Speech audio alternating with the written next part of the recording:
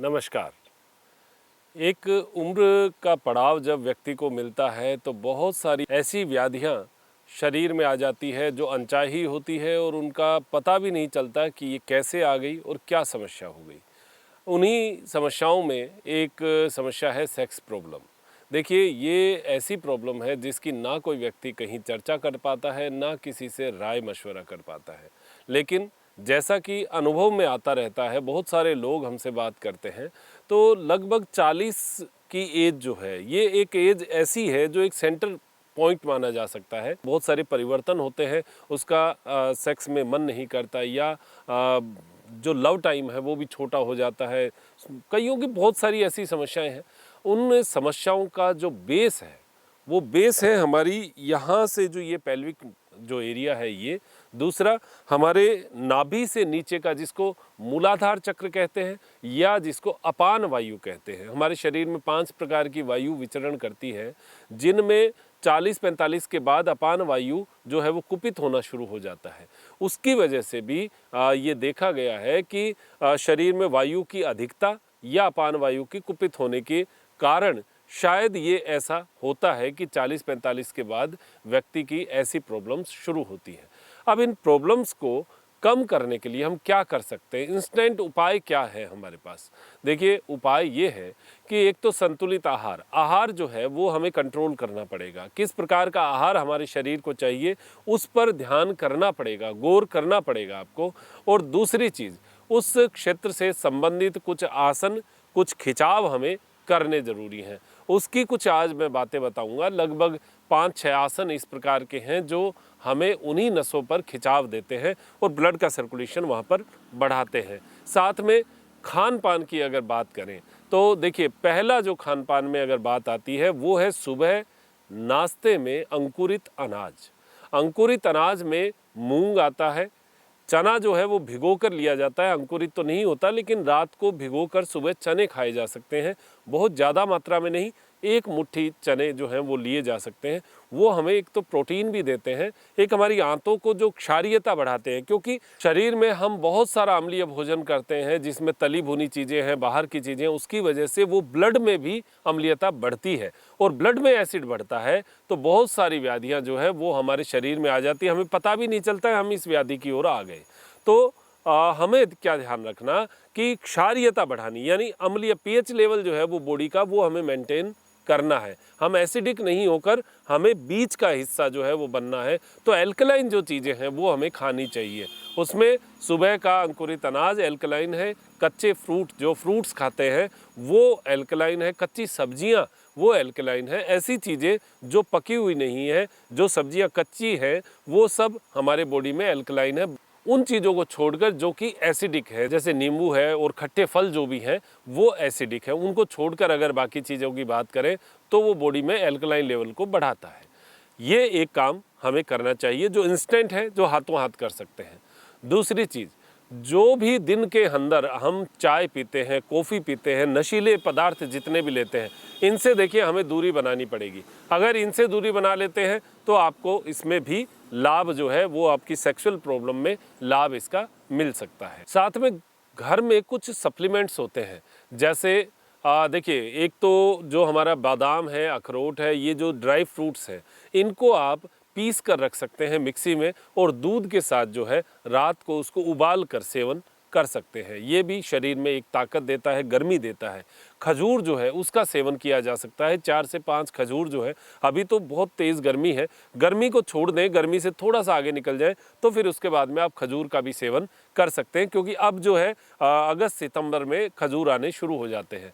तो वो खजूर जो है रात को दूध के साथ आप ले सकते हैं। ये भी एक हमें पावर देता है। साथ में एक अच्छा सप्लीमेंट घर में है, वो है मेथी। मेथी का हालांकि ऐसा कोई बहुत बड़ा रिसर्च नहीं है, लेकिन एक आम जो यूज़ है उसके अंदर हमने इसका देखा है कि जो मेथी है उसका मेथी दाना को पीस कर आप उसका पाउडर बना लीजिए और वो पाउडर जो है वो रात को सोते समय भी लिया जा सकता है या सुबह जो है भोजन से पहले खाली पेट भी लिया जा सकता है। वो पाउडर जो है वो 1 चम्मच आप लगभग 5 से 7 ग्राम के आसपास वो पानी के साथ ले सकते हैं। आप देखना, उसका रिजल्ट देखना। अगर देखिए एक चीज़ और बता दूं, कुछ चीज़ें जो हम बताते हैं वो हो सकता है कि आपके शरीर को सूट नहीं करती हो, तो अगर सूट नहीं करे 2-3 दिन देख लीजिए, सूट नहीं करती तो उसको छोड़ दीजिएगा, ज़बरदस्ती नहीं करना। तो वो जब आप मेथी दाना लेंगे उससे 3-4 दिन में ही आपको कुछ हल्का हल्का रिजल्ट महसूस होना शुरू हो जाएगा। तो ये आज हमारी जो चर्चा है ये सेक्सुअल प्रॉब्लम के ऊपर है। पर्टिकुलर मैं किसी पार्ट को बाइफ्रिकेट नहीं कर रहा, केवल एक विषय है जिस विषय पर हमें विचार करना चाहिए और एक उम्र के बाद में इन सब चीज़ों पर हमें गौर भी करना पड़ेगा। तो कुछ आसन जो है वो मैं आपको ज़रूर बता देता हूँ जो हमारे इस एरिया को, इस क्षेत्र को मजबूत करते हैं। आसनों में देखिए शुरुआत तो हमें कदम ताल से शरीर को थोड़ा वार्म अप करके और सूक्ष्म क्रियाओं से करनी चाहिए, क्योंकि शरीर के हर हिस्से में रक्त का संचरण जाएगा तो हमारे इस क्षेत्र को भी इससे लाभ मिलेगा। क्योंकि शरीर का कोई भी हिस्सा हिला लीजिए, ब्लड को गर्म हर हिस्सा करता है और वो गर्म ब्लड पूरे शरीर में विचरण करता है, हार्ट में जाता है, हार्ट के जरिए। ऐसा तो है नहीं कि हाथ का ब्लड हाथ में ही वापस आएगा, हाथ का ब्लड भी तो पूरे शरीर में विचरण करेगा, तो वो हीटिंग तो पूरे शरीर को देता है। तो हमें सूक्ष्म क्रियाएं और कदम ताल, ये 2 चीज़ें ज़रूर करनी चाहिए। फिर उसके बाद में कुछ आसन। इसमें पहला आसन जो मैं आपको बता रहा हूँ वो है उष्ट्रासन। उष्ट्रासन क्यों? ये देखिए, एक तो हमारी आंतों को खींचेगा, ये तो है ही है, साथ में इससे नाभि से लेकर जो हमारे घुटना है इसके बीच की जितनी भी नसें हैं इसको वो तानेगा। तो वहाँ पर ब्लड का सर्कुलेशन आएगा। इन नसों को हम नहीं तानते। हम सारे दिन जो सिटिंग करते हैं, जो तनाव के रोग, जिनको तनाव होता है उनके लिए भी सेक्सुअल प्रॉब्लम होती है। जिनका डायबिटीज़ यानी शुगर होता है उनको भी ऐसी प्रॉब्लम्स होती है। इसमें पहला आसन जो है वो है उष्ट्रासन, और उष्ट्रासन का तरीका हम देख लेते हैं कैसे इसको किया जाता है। देखिए, उष्ट्रासन करने से पहले हमें अर्ध उष्ट्रासन करना चाहिए, क्योंकि पूर्ण पर जाएंगे तो हमें कमर में खिंचाव आ सकता है, पेट में खिंचाव आ सकता है। पहले दिन किसी भी आसन को करें, आप बहुत हल्के रूप से करें, 2-3 दिन, 4 दिन, 5 दिन आपकी प्रैक्टिस हो जाए, फिर उसके बाद में तानिए। क्योंकि ये नसों को आप कभी खींच नहीं पाते, सारे दिन सिटिंग रहती है तो इन नसों पर वैसे भी प्रेशर नहीं आता, तो इसलिए थोड़ी तकलीफ हो सकती है। तो पहले दिन क्या करना है, हाथों को कमर के पीछे ऐसे लगाना है और श्वास भरते हुए, देखिए पाँव जो है, घुटने हैं वो कंधे से थोड़ा सा कम खोल लीजिए, पैर जो है पंजे इस प्रकार रखे रहेंगे, एड़ी जो है वो इस प्रकार उठी रहेगी। ये इसलिए कि आसानी से हो जाए, वरना तो पैर ऐसे रख के भी इसको किया जाता है, लेकिन वो जब बहुत अभ्यास हो जाए आपका उसके बाद। तो पहले पाँव को ऐसे रखना है, श्वास भरते हुए पीछे जाना है, कमर के ऊपर हाथ, श्वास भरते हुए देखिए पीछे की ओर धकेलना, हथेलियों से कमर को आगे की ओर, ये हथेली से कमर को आगे की ओर खींचेंगे और कंधे को जो है वो पीछे की ओर धकेलेंगे। श्वास भरते हुए इस प्रकार, श्वास छोड़ते हुए रिलैक्स। इसमें मूल बात यह है कि आप जब पीछे गए तो क्या क्या खींचा, आप देखिए ये पूरा क्षेत्र इससे खींचेगा और ये हमारा नाभि से नीचे का एरिया जो है ये पूरा इससे तनाव में आएगा, तो ब्लड का सर्कुलेशन यहाँ पहुँचेगा। इसका मतलब कि हमारी ये सिवनी नाड़ी भी खींचेगी, पेल्विक मसल्स भी खींचेंगी, ये हमें यहाँ पर ब्लड का सर्कुलेशन देगी। तो हमारा जो ये क्षेत्र है, इस क्षेत्र को एक्टिवेट करने के लिए बहुत बढ़िया है अर्ध उष्ट्रासन।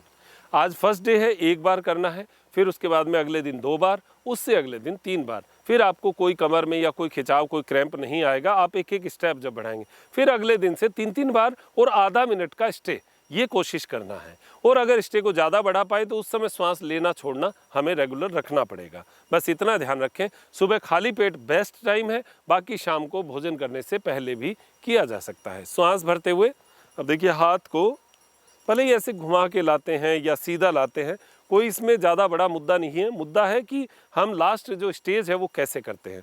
तो यहाँ पर एड़ी के ऊपर हाथ और दूसरा हाथ जो है वो दूसरी एड़ी के ऊपर, कमर को बीच में से आगे की ओर खींचना और गर्दन को पीछे लटकाना। सिंपल प्रक्रिया है। यहाँ पर जाकर सांस भरते हुए ही जाना है पीछे। अब यहाँ जितना स्टे रख पाए उतनी देर स्टे रखना है।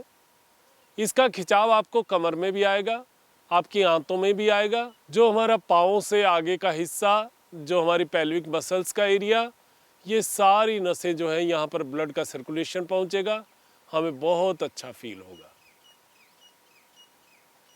धीरे धीरे वापिस आ जाए। किसी भी आसन को बहुत तेजी से करना जो है वो उचित नहीं है। ये हमारा पहला आसन का दो हिस्से हैं, अर्ध उष्ट्रासन और उष्ट्रासन। इसको करने के बाद में शशकासन जरूर करना चाहिए, क्योंकि जब हम पीछे जाते हैं तो आगे जरूर झुकना चाहिए। हाँ, ये आसन भी लाभ करेगा किसमें? तनाव में।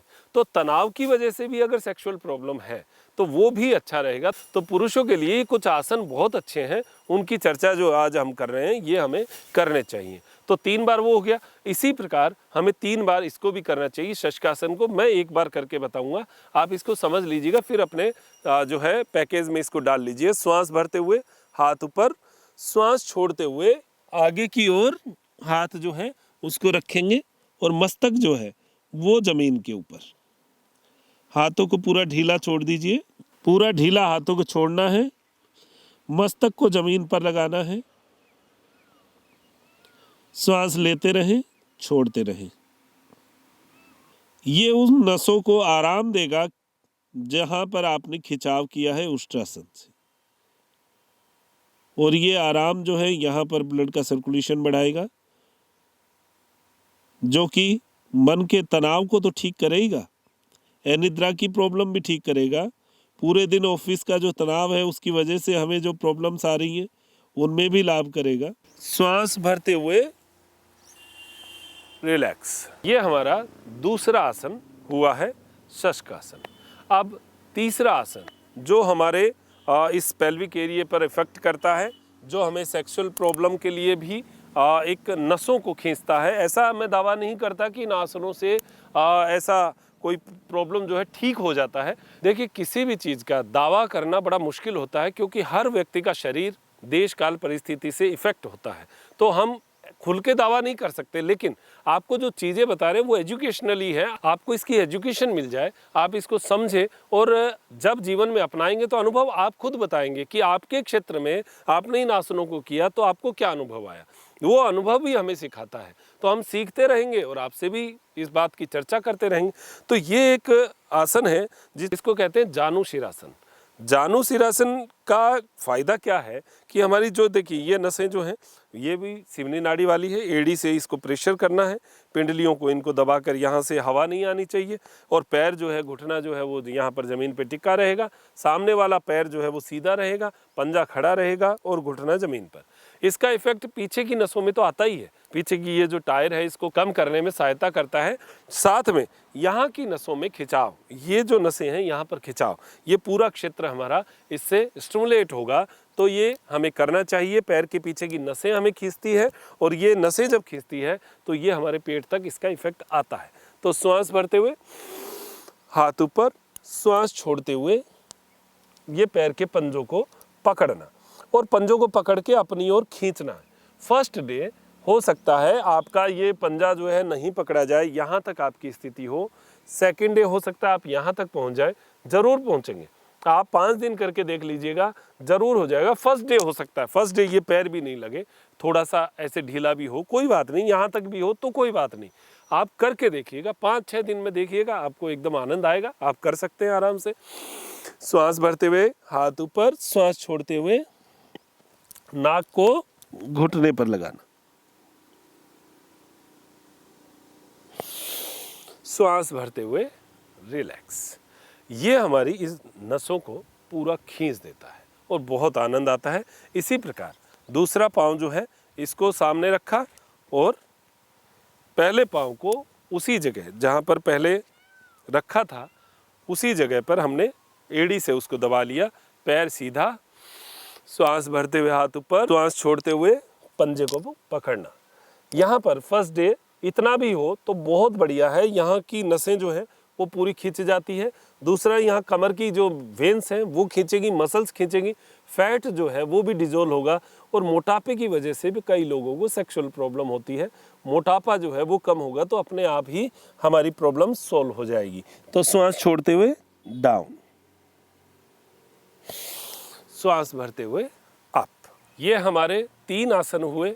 चौथा आसन जो है, जो कि मैं हमेशा बताता हूँ, हार्मोनल प्रॉब्लम में माताओं बहनों के लिए बहुत लाभकारी है, और मूत्र संबंधी विकारों में ये बहुत लाभकारी है। उसी आसन को आपके लिए भी बता रहा हूँ। ये जो बटरफ्लाई है, ये जो भद्रासन है, ये बहुत लाभकारी आसन है। ये हमें ज़रूर करना चाहिए। रोज़ अगर इसको जीवन में अपना लेते हैं तो हमारी इन नसों से संबंधित और जो मूत्र संबंधी विकारों से संबंधित, जो प्रोस्टेट से संबंधित और जो सेक्सुअल प्रॉब्लम से संबंधित समस्याएं हैं, उनमें ये लाभकारी सिद्ध हो सकता है। आपको 2 से 3 मिनट शुरुआत में, फिर उसके बाद में 5 मिनट तक भी इसको अगर रोज़ नियमित रूप से किया जाए तो आपके लिए ये लाभ देने वाला होगा। और जो कमर है उसको इसमें सीधा रखना है, आगे ऐसे गोल करके नहीं बैठना, ऐसे कमर को सीधा करके बैठना है। और जो पैर के जो घुटने हैं उनको अप एंड डाउन हिलाते रहिए। कोई बात नहीं, कहाँ जाते हैं, कहाँ टच होते हैं, नहीं होते हैं, कोई समस्या नहीं। आपके ये एड़ियाँ पास में शरीर के टच हो रही हैं, नहीं हो रही हैं, कोई बात नहीं। अगर ये एड़ियाँ यहाँ भी आ रही हैं, इस प्रकार भी अगर आप कर पा रहे हैं तो भी अच्छा है। इसको भी आप इस तरीके से करेंगे तो ये नसें धीरे धीरे खुलेंगी और उसके बाद में आपकी जो नसें हैं वो अपने आप कार्य करना शुरू कर देगी। तो ये भी आप कर सकते हैं, दोनों पंजों को ऐसे पकड़ के इस प्रकार ये शुरू कर दीजिए।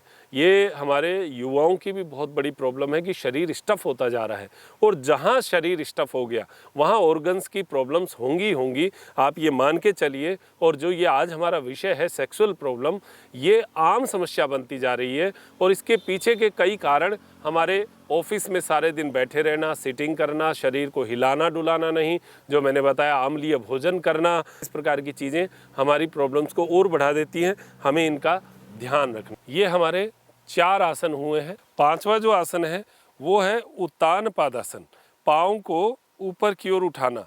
देखिए ये देखने में बड़ा सिंपल है लेकिन इसका इफ़ेक्ट बहुत शानदार है लोअर एब्डोमिनल एरिया में।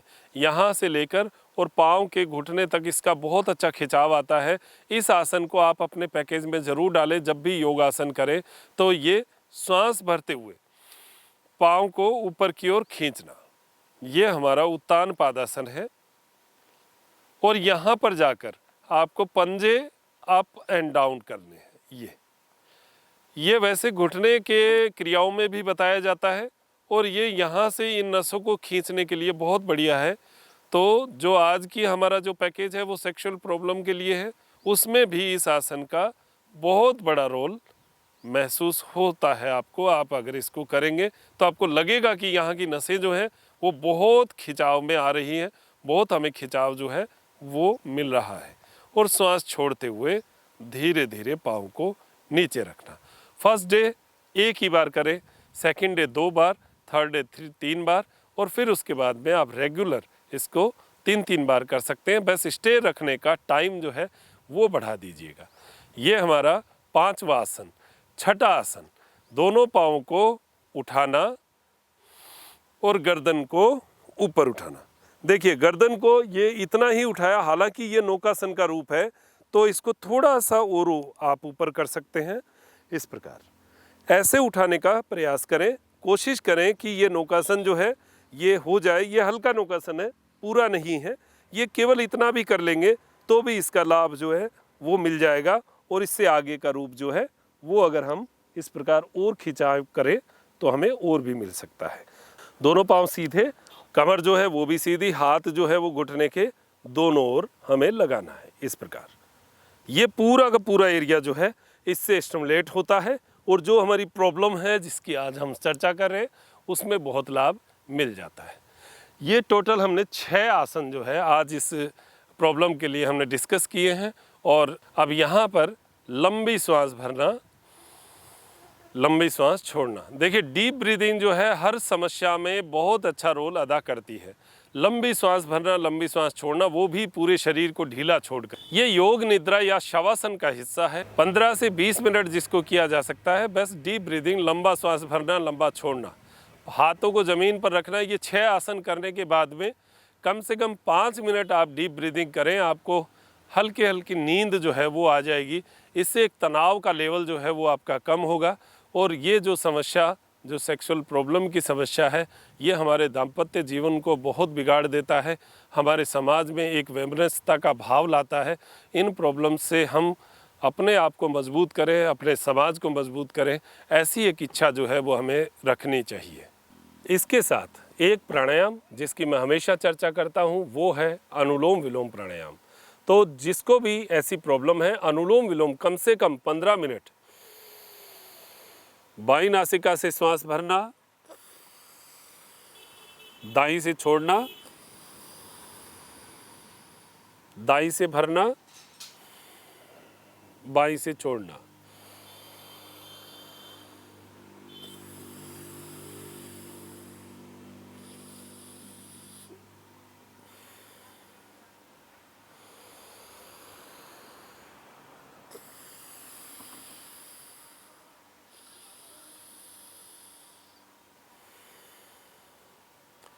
ये 15 से 20 मिनट किया जा सकता है और इसको करने के बाद में एक मन की स्थिति बहुत स्ट्रॉन्ग बनेगी। एक जो नेगेटिविटी क्या होता है कि जब ऐसी प्रॉब्लम्स पुरुषों को शुरू होती है तो बहुत डिमोरलाइज हो जाते हैं, बहुत ही नकारात्मक विचार जो है मन में आते हैं। उन नकारात्मक विचारों को सकारात्मकता में बदलने के लिए अनुलोम विलोम प्राणायाम बहुत आपको जो है सहायता करेगा।